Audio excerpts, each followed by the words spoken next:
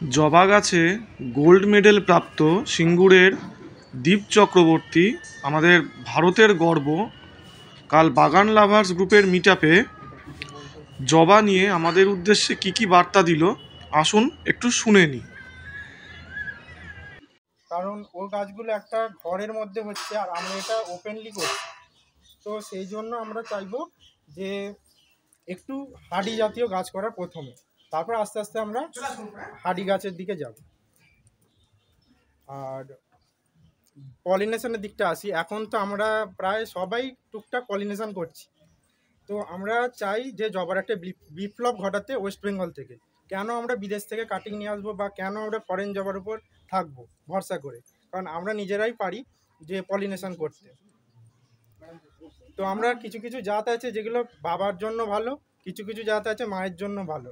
তো আমরা কিভাবে সিলেক্ট করব একটা ভালো মা বা বাবার জন্য, বা কোন জাতগুলো ভালো পট পেরেন্ট বা পোলেন পেরেন্ট হিসাবে আমরা ইউজ করব। তো ফার্স্ট আমাদের দেখতে হবে যে তার প্ল্যান্ট, যে যার যা বাড়িতে প্ল্যান্ট আছে সেগুলোর কোনটার শীত হচ্ছে। ধরুন কোনো একটা আমেরিকান বা অস্ট্রেলিয়ানে দেখলেন আপনার শীত হচ্ছে, তো আপনার যদি ব্লু বা ব্ল্যাক, এখন বহু রকমের কালার আছে, লাল, হলুদ, গোলাপি। এখন তো প্রায় মানুষের কাছে একটা এনার্জি পাই চলে গেছে যে লাল হলুদ ফুল আর আমরা রাখবো না বাগানে।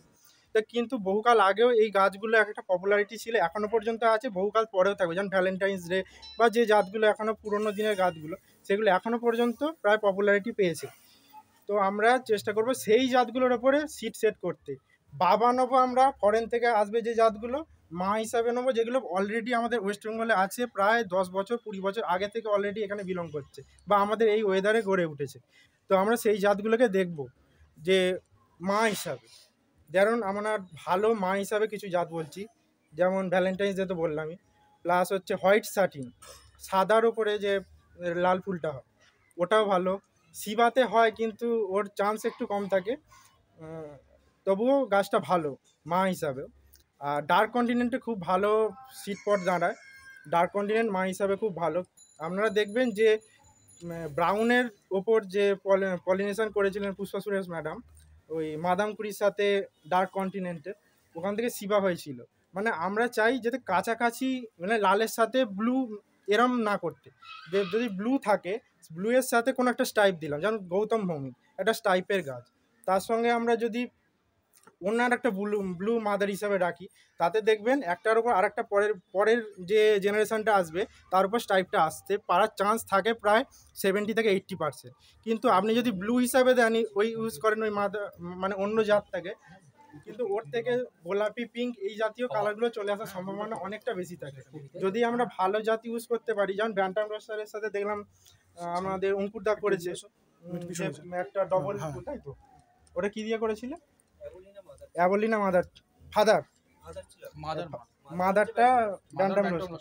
তো আমরা এই ধরনের জাতগুলো আমরা করতে পারি। ব্যান্টাম রোস্টার সিড হিসেবে অসাধারণ। আর সানরাউজার, যে সানরাউজার গাছটা আমাদের আরেকজন দাদা করেছেন, দেখবেন ওনার আছে, তো ওনার যে ফুলটাও, ওই ফুলটাও কিন্তু বাবা হিসাবে খুব ভালো। এই ধরনের জাতগুলো আমরা সিলেক্ট করবো যে বড় ফুল, কিন্তু আমাদের প্রোডাকশান বেশি থাকবে, গাছের হেলথ থেকে মনে করুন যা পারিপার্শ্বিক বৈশিষ্ট্যগুলো প্রত্যেকটা যেন ভালো থাকে। গাছের দেখবেন যে গরমে পাতা কুঁকড়ে যাচ্ছে, এগুলো একটা জেনেটিক এক একটা ডিজিজ থাকে, মানে খুব প্রবলেমেটিক হয়। তারপরে আপনার তাইওয়ান ড্যান্সিং কুইন, এই যে জাতগুলো আছে এগুলো দেখবেন গরমে খুব প্রবলেমে করে। তো এই জাতগুলো থেকে আমরা পট পেরেন না করে এগুলো পোলেন হিসাবে ইউজ করব। আর যেগুলো মানে হার্ডি গাছ সেগুলো মাদার হিসাবে আমরা ইউজ করব। দেখবেন এদের যে কম্বিনেশন হবে তাতে দেখবেন ভালো রেসপন্স পাওয়া যাবে, যেগুলো আমাদের ওয়েদারে কাটিং থেকে গাছ করা যাবে। যেমন আমার রিসেন্টলি কয়েকটা বীজ মানে জাত ডেভেলপ হয়েছে, সেগুলো কাটিং থেকে ডেভেলপ হয়েছে। যেমন কৃষ্ণাস রেডিয়েন্ট একটা ব্লু এর ওপর একটা এসেছে, আরও যে জাতগুলো আসছে এগুলো একটা ডালকে ওই সিডলিংয়ের গাছগুলো হঠাৎ দেখবেন ভালো গাছ, হট করে মাথাটা দেখবেন নিচুর দিকে হয়ে গেছে বা গোড়াটা পচে গেল। এই সমস্যাগুলো করি, আমরাও ফেস করি। তাও আমরা প্রত্যেক সপ্তাহে একবার করে যদি ওই ফাঙ্গিসাইড হালকা ডোজে, খুব কড়া ডোজে না, কারণ আমরা ছোটো থেকে যখন দেখবেন দু পাতা বেরোলো তখন আমরা এনপিকে ইউজ করে দিই বা কাজের গ্রোথ বাড়ানোর জন্য এটা ওটা ইউজ করি। তো সেটা না, প্রথমে আমরা যদি কোকোপিটে যখন ফেললাম তারপর আস্তে আস্তে বড় টবে ট্রান্সফার করতে করতে স্টেপ বাই স্টেপ যাব। তার মধ্যে কিছু মরবে, এটা স্বাভাবিক, কিন্তু আলটিমেটলি 10 থেকে 15টা বা দাঁড়াতেও পারে, অনেক গাছই দাঁড়াবে যদি আমরা প্রথম হচ্ছে এটার বেশি কেয়ার প্রয়োজন। এই যে স্টেপটা যাচ্ছে গরমের মধ্যে দিয়ে আমরা যাই বেশিরভাগ, মার্চ মাসে ফেলি আর ফুলটা আলটিমেটলি আসে অক্টোবর থেকে নভেম্বরের মধ্যে, বা তারও 1 বছর 2 বছর টাইম লাগে, যে সময়টা লাগে। তো তার জন্য আমাদের কেয়ার লাগে, আর যে স্টেপ বাই স্টেপ তুলবো 2 পাতা 3 পাতা 4 পাতা 5 পাতা, এগুলো প্রত্যেকটা পট চেঞ্জ করতে করতে যাবো। চক্রবর্তী ছোটো যে পট থাকে প্রায় প্রথম দিয়ে আমরা থাম পটে ইউজ করতে পারি, বা তারপরে 4 ইঞ্চি 5 ইঞ্চি 6 ইঞ্চি এরকম করতে করতে বড়োটা হয়ে আমরা যাই। তো এই স্টেপ বাই স্টেপ করতে থাকলে দেখবেন গাছটা আপনার রুটটা খুব ভালো ডেভেলপ হবে, আর গাছের গ্রোথ বৃদ্ধিও তাড়াতাড়ি হবে। আর ফুল দেখবেন কিছু কিছু বীজের গাছে আসতে চায় না, কিছু কিছু গাছে অনেক সময় লেগে যায় ফুল আসতে, 2 বছরের বেশি সময় লেগে যায় বা আরও সময় লাগতে পারে।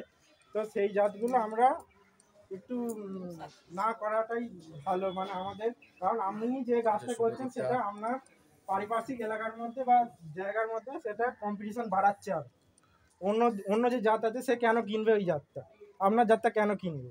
আমাদের মার্কেটটাকেও স্ট্রং রাখতে হবে, আর আপনি যে বীজটা করছেন বা যে জাতটা করছেন সেই মার্কেটেও সেই জাতটা অ্যাভেলেবিলিটি বাড়াতে হবে। তো সেই জন্য আমরা যেগুলো ভালো জাত হবে আপনাদের ক্ষেত্রে সেগুলো আমরা রেজিস্টার বা যে প্রসেস আছে আমরা করতে পারবো। দেখছো লাইভ, আর কারো কিছু প্রশ্ন থাকলে বলুন। কারো কিছু জিজ্ঞাসা থাকলে বলতে পারেন, দীপদা রয়েছে, জবাব বিষয় নিয়ে কারোর যদি কোনো প্রশ্ন থাকে জিজ্ঞাসা করতে পারেন।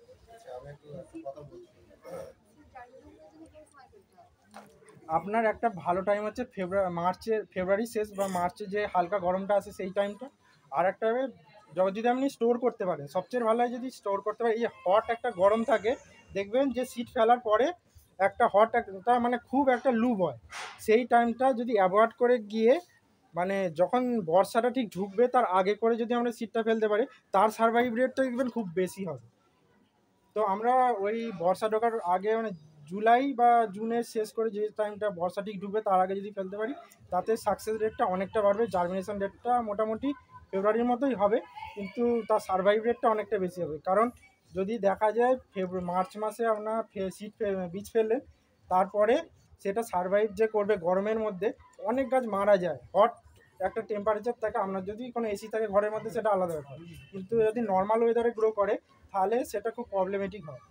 তাই আপনারা যদি হট যে গরমটা থাকে সেটা একটু এগিয়ে দিয়ে পরে একটু ফেলেন তাহলে বর্ষার আগে করে, কিন্তু বর্ষার জল খাওয়ানো যাবে না ছোটো গাছের ক্ষেত্রে। তো সেক্ষেত্রে আমরা সাকসেস রেটটা ভালো পেতে পারি। দীপ, আমার একটা প্রশ্ন আছে। আমি রিসেন্টলি কিছু বীজ করেছি, তুমি দেখেছো ফেসবুকে। তা আমি যদি ওটা ফেব্রুয়ারির মিডিলে যদি জার্মিনেশনে বসাই তাহলে সেইটা বেটার হবে নাকি জুন জুলাইতে যদি বসাই ততদিন পর্যন্ত কি সিডটা রাখা যাবে? রাখা যায়, আমি আগের বছর করেছি। তবে আপনি যদি স্টোর করতে পারেন তাহলে তার জন্য খুব ভালো, কারণ মাঝে মাঝে একটু রোদ খাওয়াতে হবে, নাহলে দেখবেন সিড যায় গুমে যাওয়া বলে, মানে খারাপ হয়ে যায়, অনেক ফাঙ্গাস লেগে রোয়া রোয়া মতো হ্যাঁ হচ্ছে, সাদা হয়ে যায়, হ্যাঁ তো সেটা নষ্ট হয়ে যায়। আপনি যদি সময় থাকে যদি মাঝে মাঝে একটু করে যদি রোদ খাইয়ে নিয়ে রাখতে পারেন। তাও কতক্ষণ রোদটা খাওয়াবো? সকালের যে হালকা রোদটা বললাম, হ্যাঁ সেই হালকা রোদটা খাওয়ানো মেন। 1 ঘন্টা কি যথেষ্ট? 1 থেকে 1.5 ঘন্টার মধ্যে আর হালকা রোদ। আর আমি যদি ধরুন আমার মনে করো আমার তারা আছে, হ্যাঁ হতেই পারে অনেক বাগানে যে তারা থাকে, আমার আছে, আমি ফেব্রুয়ারি 15 তারিখে জার্মিনেশনে বসাতে চাইছি, সাকসেস কি পাবো আমি? হ্যাঁ সাকসেস পাবেন, কিন্তু কেয়ারটা আপনাকে নিতে হবে গরমের টাইমটা করে। আচ্ছা, গরমের টাইমটা কেয়ার নিতে হবে, কেয়ার ভালো করে নিতে হবে। জার্মিনেশন মানে সাকসেস রেট কি? জার্মিনেশন রেট ভালো থাকবে, কিন্তু সারভাইভ রেটটা একটু কম থাকবে। সারভাইভ রেট কম থাকবে। আর আপনি বলছেন যে জুন জুলাইতে করলে মানে দুটো রেটই ইকুয়াল সাকসেস রেট? হ্যাঁ। আচ্ছা আচ্ছা, কাটিং থেকে আর বীজ থেকে জার্মিনেশন এই দুটো গাছের মধ্যে তফাৎটা কি? আগে তো আমি আসিনি, তাই জন্য জানতে পারছি না আপনি বলেছেন কিনা। কাটিং থেকে যেমন কোনো বড় গাছ আছে সেখান থেকে কাটিং করে আমি করলাম, আর সেই বীজ বা জার্মিনেট করে করলাম, দুটোর মধ্যে তফাৎটা কি হবে ফুল এবং কাটিং থেকে প্রপাগেট করলো মানে ওই যে আপনার মাদারটা ছিল সেম প্ল্যান্ট আপনার রেডি হচ্ছে, আর বীজ থেকে যেটা করছেন সেটা হচ্ছে আপনার নতুন কিছু ইনভেনশন আমাদের দিচ্ছেন, দুটো ক্রস করালেন, পলিনেশন করেন, আমরা নিউ কিছু পাওয়ার উদ্দেশ্যে করছি। আচ্ছা, মাটিটা নিয়ে বলতে হবে, মাটি কিভাবে তৈরি করে? একদম, এটাও খুব ওটাই বলছি। মাটি আমরা যে কোনো মাটিতে করতে পারি, তবে বেলে দোআঁশ মাটি বা এই ধরনের যে মাটি যেটা জল ধারণ ক্ষমতাটা মানে খুব আঁটালো হবে না, মানে বর্ষার সময় অনেকের ক্ষেত্রে ট্রপিক্যাল যাওয়ার ক্ষেত্রে জল জমে গিয়ে লাস্টে হট করে দেখবেন গাছটা ঝিমিয়ে গেল, ঝিমিয়ে গিয়ে ড্রাই ব্যাক তলা থেকে ধরে যায়, রুট রট হয়ে যায়। জলটা যাতে ভালোভাবে যাতে বেরিয়ে যায়, আর আমরা ওই যে টবগুলো আছে দেখবেন ওই ধরনের টবগুলোর ক্ষেত্রে যদি একটু বড় টব হয় তার জন্য এক্সট্রা কিছু হোল করে দেওয়াই বেটার, কমসে কম 3টে থাকে। আরও যদি আমরা একটু হোল করে দিই তাতে জল নিকেশনটা আরও ভালো হয়। আমাদের জল বেশি দেওয়া সেটা একটা প্রবলেম, আর যদি আমরা ফুটো করে দিই বর্ষার সময়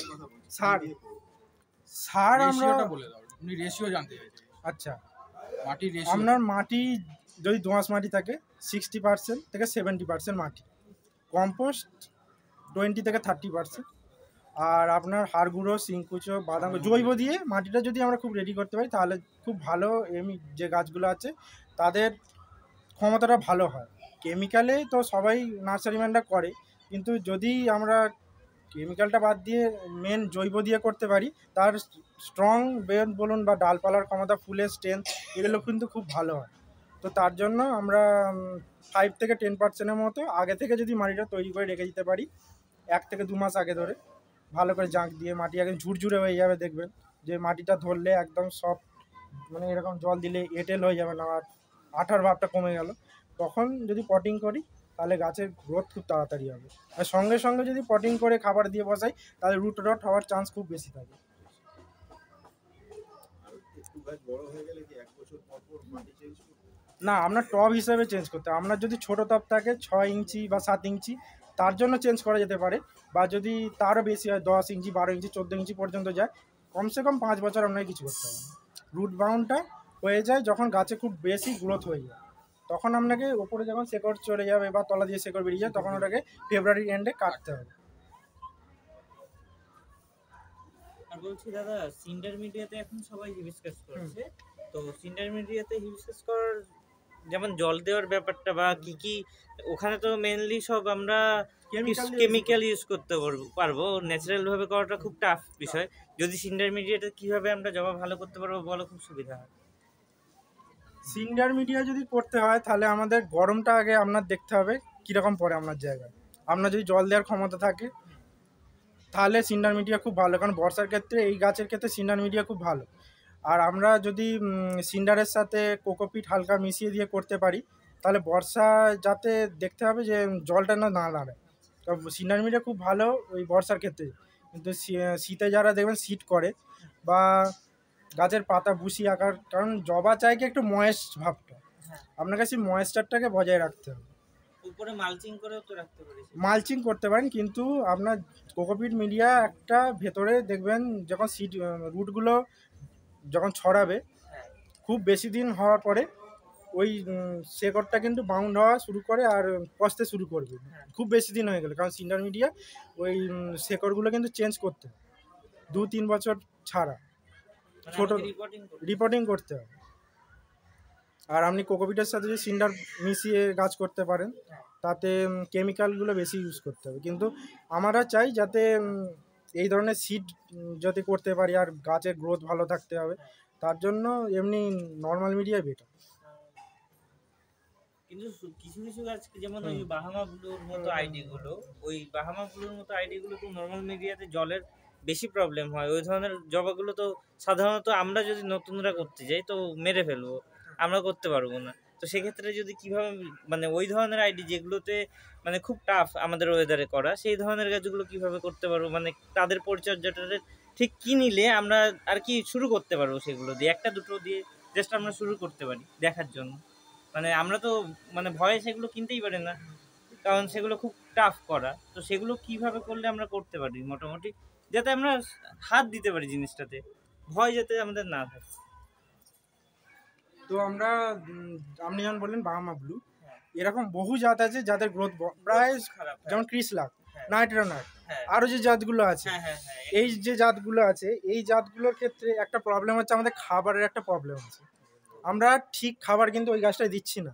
ফরেনে দেখবেন যে ওই গাছটাই যদি আপনি ফরেনে দেখেন দেখবেন ওর গাছের বৃদ্ধি কতটা, তারাও কিন্তু করছে। আমরা যে খাবারটা দিচ্ছি সেটাও কিন্তু একটা ভাইটাল, যে ওই গাছটার বৃদ্ধির জন্য ওই গাছটা কি চাইছে আমার থেকে। মানে ওদের খাবার মেইনটেইনটা খুব ভালোভাবে করতে হবে। হ্যাঁ, কিন্তু আমরা বেশি ইউজ করি যে 13-0-45, 19-19-19 এই রেশিওগুলোই আমরা বেশি সবাই বাগানে ইউজ করি, যেগুলো আমাদের হাতের কাছে থাকে। বা ছোট গাছের ক্ষেত্রে 12-61-0 দিয়ে দিলাম। এটা কিন্তু কোম্পানিরা কালকেই দিয়েছে 13-0-45 সুমিদি কালকেই দিয়েছে। আচ্ছা ছিলাম না বাড়িতে, আবার আজকে দেওয়ার কথা, এটা অ্যাডভান্স কালকে দিয়ে যেতে আজকে আসবে এখানে আবার। তো ওই জাতগুলোর ক্ষেত্রে দেখবেন 17-5-24 বেশি বাইরের লোক ইউজ করে, বা আরো কিছু রেশিও আছে যেগুলো আমাদের এখানে পাওয়া যায় না। না আমি মিক্সড খাবার, আর মিক্সড খাবার দিন, আমি কেমিক্যালটার কথা বলছি। আমি কেমিক্যাল খুব কম ইউজ করি। 1345 ওই যে আমার গুরুদেব হ্যাঁ বলা, সেটা গুরুদেব না। মিক্সড খাবার। হ্যাঁ ওটাই ভালো। সব আমার প্রায় 19 কেজি আমি একসাথে বানাই, হুম, মানে 8 কেজি দিয়ে, সরি হ্যাঁ 19 কেজি হচ্ছে আমার সব কিছু দিয়ে, হুম। মানে 1 কেজি ভার্মি, সরি ভার্মি না, 1 কেজি শিংকুচি, 1 কেজি এটাকে যদি শুকনো একটু রাখতে পারি, মানে অনেকদিন ধরুন পরপর জল দিয়ে যাচ্ছে, ভেতরে কিন্তু শেকড় পড়তে থাকছে, ভেতরে কিন্তু ওর যে নিউট্রিশন বা খাবার অ্যাবজর্ব করার ক্ষমতাটা কিন্তু ও হারাচ্ছে। দেখবেন নিচের বর্ষাকালে দেখবেন নতুন হোয়াইট শিকড়, সাদা শেকড় বেরোয়, কিন্তু আপনার যদি ওভার ওয়াটারিং হতে থাকে ওই শেকড়টা কিন্তু পচছে ভেতরে, যেটা আমরা দেখতে পাচ্ছি না তলায় কী হচ্ছে। তো তার জন্য আমরা যদি 2-3 দিন ধরুন বৃষ্টি হলো, আমাদের তো সবার তো শেড নেই যে সবাই শেডের ভেতর ঢুকিয়ে দেবো, বাড়ির ভেতর ঢুকিয়ে দেবো। আমার তো পুরো খোলা খোলা ছাদে আমরা প্রত্যেকজন গাছ করি, তো তার জন্য যদি আমরা সেটা করতে পারবো না। এয়ারপোর্টের পাশে তো আমাকে হ্যাঁ পুরো গলা কেটে উড়িয়ে দেবে এয়ারপোর্টের অথরিটি জিএম। এখন এই ইয়ের লাইট বন্ধ, কোথায় শ্রীভূমির লাইট সে অফ করে দিল, আমার বাড়ির পাশে একটা মাঠের কালী পুজোর লাইট অফ করে দিল, আর সেখানে আমার একদম এয়ারপোর্টের গায়ে। তবে আমরা প্যান্ডেল খুলে দেবো, প্যান্ডেল আমরা করতে পারি না, তো আমরা সব ভাড়া নিতে হয়। হাইট ওদের ওখানে হাইট ইস্যুর জন্য হয় না। হ্যাঁ তাও আমাদের ফ্ল্যাটটা একটু সাইডে হয়েছে বলে, মানে ধরো এইটা রানওয়ে আর আমাদেরটা এই নাটোর রাস্তা, ওই তো এটা আপনার গরমে বা শীতের জন্য যে পরিমাণ জল আপনার ওর জন্য সাফিসিয়েন্ট ছিল, হট করে যে একটা ওয়েদার চেঞ্জ হয়ে গেল, শীত আর গরমের মাঝখানে স্প্রিংটা এসে গেল, যে হট করে যে চেঞ্জ হয়ে যাচ্ছে ওয়েদার, সেই সময় কিন্তু এই ডাইব্যাক হওয়ার চান্সটা খুব বেশি থাকে। আর একটা ওই জল বললাম, জলের জন্য করতে পারি।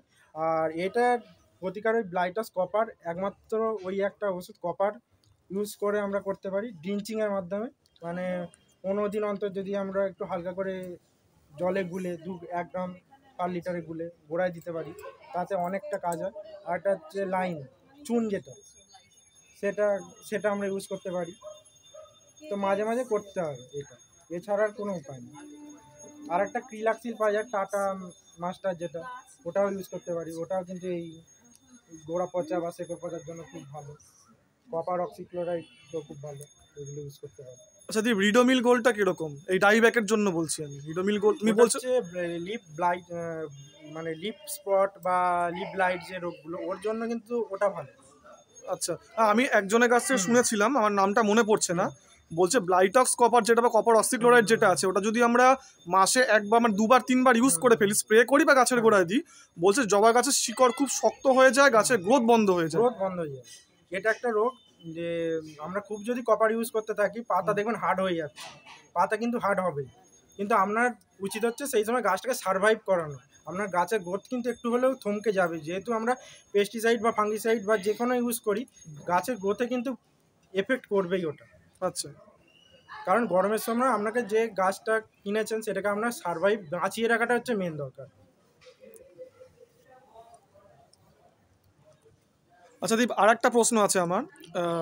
ধরো ব্যান্টাম রোস্টারের কথা যেন বললে, আমি যতটুকু জানি ব্যান্টাম রোস্টার খুব পাতা হলুদ করে ঝরা।